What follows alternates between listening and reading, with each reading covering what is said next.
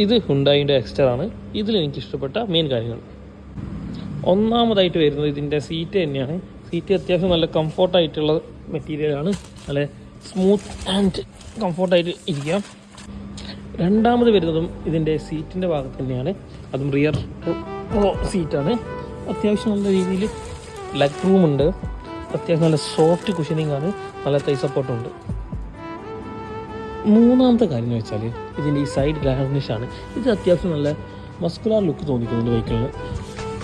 നാലാമത്തെ കാര്യം എന്ന് വെച്ചാൽ അത്യാവശ്യം നല്ല ഗ്രൗണ്ട് ക്ലിയറൻസ് ഉണ്ട്, നമുക്ക് അടി തട്ടേണ്ട കാര്യം പേടിക്കേണ്ട.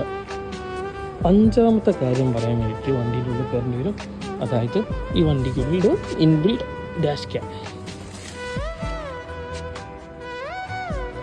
ആറാമത്തെ റീസൺ എന്ന് പറയുന്നത് ഇതിൻ്റെ സെലക്റ്റീവ് മോഡലുകളിൽ സൺറൂഫ് വരുന്നുണ്ട്. അവസാനത്തെ റീസൺ എന്ന് പറഞ്ഞാൽ ഇതിൻ്റെ 1.2 4 സിലിണ്ടർ എഞ്ചിനാണ് വേറൊരു അട്രാക്ഷൻ.